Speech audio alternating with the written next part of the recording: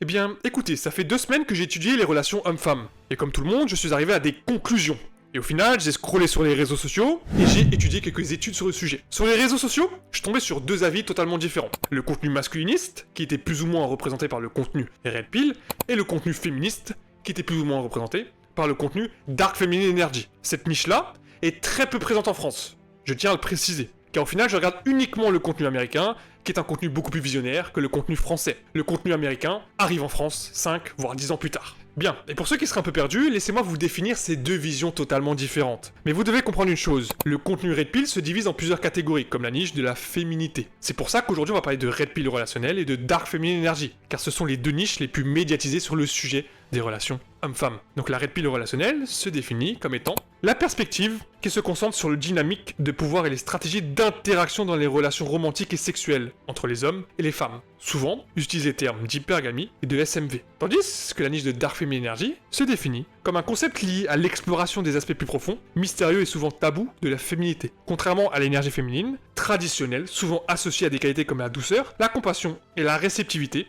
l'énergie féminine sombre embrasse des traits comme la puissance intérieure, la sensualité, l'indépendance et la capacité à naviguer dans l'ombre, affronter les aspects les plus sombres de la vie et de soi-même. Et je vous l'accorde, c'est assez chaotique. Mais on remarque une chose, tous les 2 ont faux et raison sur de nombreux sujets des relations hommes-femmes. Et c'est ce qu'on va voir aujourd'hui dans cette vidéo. Mais faites-moi une faveur, laissez votre côté émotionnel de côté lors de cette vidéo. Et gardez uniquement votre côté rationnel. Car en art rhétorique, on apprend une chose très simple. Vous avez 3 façons d'exprimer un point de vue. Soit l'ad rem, soit l'ad hominem, ou soit l'ad personam. L'ad rem, c'est le point de vue objectif, c'est-à-dire qui est démontré par des statistiques et des études. Vous avez l'ad hominem qui est démontré et donc assujetti au sujet de chacun. Et l'ad personam qui vise uniquement la critique de l'interlocuteur. Et je sais pertinemment qu'en faisant cette vidéo, je vais me faire critiquer. Et pour ceux qui sont plus intéressés par l'art de la rhétorique, vous trouverez les 38 piliers de l'art de la rhétorique en premier commentaire épinglé. Laissez-moi vous montrer un exemple. La plupart du temps, lorsque vous scrollez sur les réseaux sociaux, les hommes vous disent que la majorité des femmes recherchent des hommes qui sont grands, qui ont de l'argent, qui ont une force, qui sont musclés, etc., etc. Mais laissez-moi vous poser une question. Lorsque vous sortez de chez vous, vous remarquez quoi? Eh bien, que la majorité des couples ne représentent pas ce que les réseaux sociaux vous disent. Car les réseaux sociaux vous démontrent dans la majorité des cas uniquement des points de vue subjectifs. Et ça, il faut le comprendre. Car oui, lorsque vous sortez, vous voyez souvent des femmes et des hommes sortir ensemble et vous dites, mais qu'est-ce que fait cette femme-là à sortir avec cet homme-là? Ou qu'est-ce que fait cet homme-là à sortir avec cette femme-là?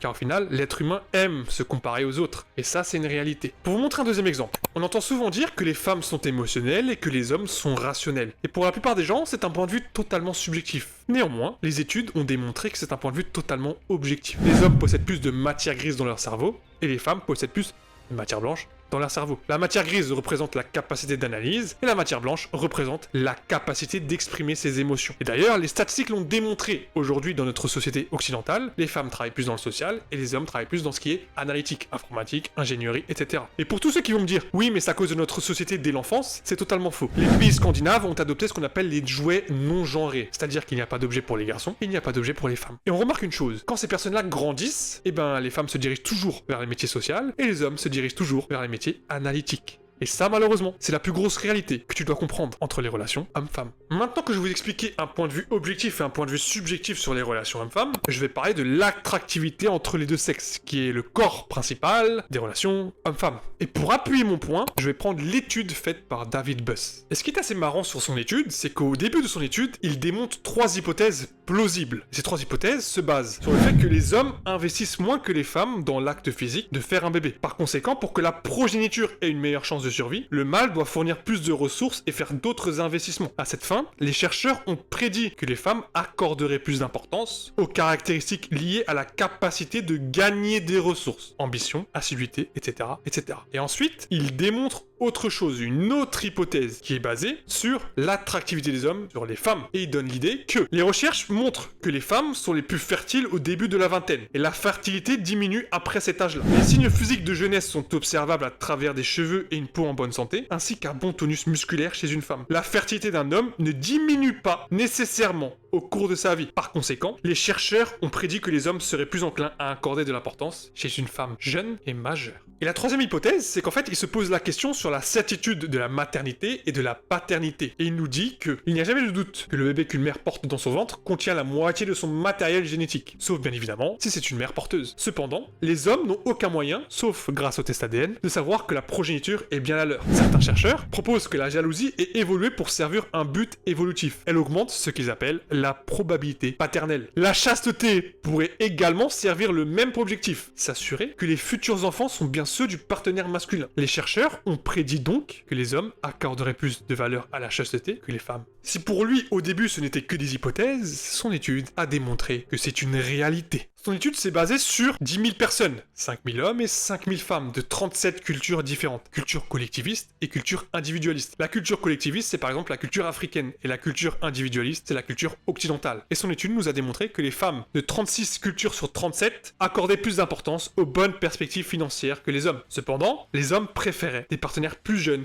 tandis que les femmes préfèrent des hommes plus âgés. Ce résultat a été vérifié avec d'autres données et montre qu'en moyenne, les hommes sont plus âgés que les femmes lorsqu'ils se marient. Il y avait également un soutien modéré pour l'hypothèse de la chasteté selon les genres. Les hommes de 62% de toutes les cultures accordent plus de valeur à la chasteté que les femmes. Et il a démontré un fait plutôt intéressant aussi dans son étude. Il démontre que les hommes des cultures collectivistes avaient tendance à accorder plus d'importance à la chasteté et aux compétences domestiques que ceux des cultures individualistes. Les femmes des cultures collectivistes avaient tendance à accorder plus d'importance à l'ambition, au statut social et aux perspectives financières que les femmes des cultures individualistes. Et ce qui est assez marrant, c'est qu'il conclut son étude en disant que parce que les hommes, à travers les différentes cultures, avaient des préférences similaires, tout comme les femmes, cela suggère que ces préférences ont une base biologique et ne sont pas un produit de la culture ni de la société, car son étude est basée sur des cultures et des sociétés différentes. Il démontre ainsi que ces hypothèses ont été validées. Et je le sais très bien, cette étude est hyper controversée sur le sujet. Mais vous devez comprendre que c'est l'étude la plus détaillée à l'heure d'aujourd'hui sur le sujet des relations hommes-femmes. Et c'est pour ça qu'aujourd'hui, la majorité des Red Pill utilisent le terme de SMV, basé sur l'étude de Buss, qui dit littéralement que tu as une valeur sur un marché sexuel, c'est ta capacité à attirer le sexe opposé. Donc si on suit l'étude de Buss sur le sujet, les femmes seraient donc plus attirées par les hommes qui ont un statut social élevé, fort, physiquement grand, pour montrer la protection, virilité, etc., etc. Tandis que les hommes sont plus attirés par les femmes jeunes et majeures, bien évidemment, qui ont des caractéristiques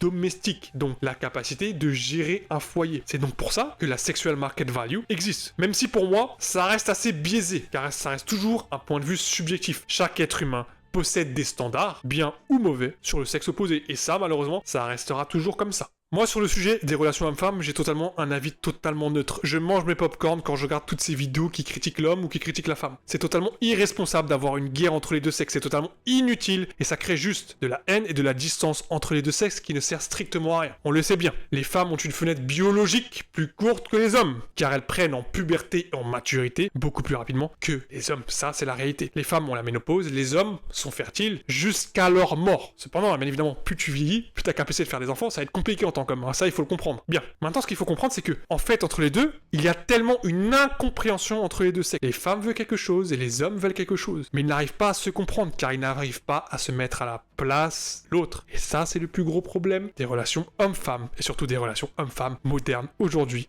en 2024. Pour conclure cette vidéo, j'aimerais dire une chose très simple. Les relations hommes-femmes vont se dénigrer dans le futur à cause des réseaux sociaux et de notre civilisation de consommation et de paraître. Car oui, si la civilisation veut quelque chose, la société va leur donner. Exemple tout bête, la civilisation voulait des droits LGBT, la société leur a donné. Aujourd'hui, on parle d'une certaine liberté sexuelle dans notre civilisation, qui d'ailleurs, derrière les statistiques, n'existe pas. Fait beaucoup moins l'amour que les anciennes générations. Mais pourtant, on médiatise les femmes qui consomment les hommes comme des M&M's et les hommes qui consomment les femmes comme des M&M's, alors que ce n'est pas une globalité véridique. Ça, c'est uniquement une minorité qu'on va te médiatiser. Comprends une chose, les médias, les réseaux sociaux ne te démontrent pas une réalité. Sors de chez toi et vois le vrai monde qui t'entoure. Merci à tous d'avoir suivi cette vidéo. Prenez soin de vous. C'était Mickaël. On se retrouve pour la prochaine vidéo.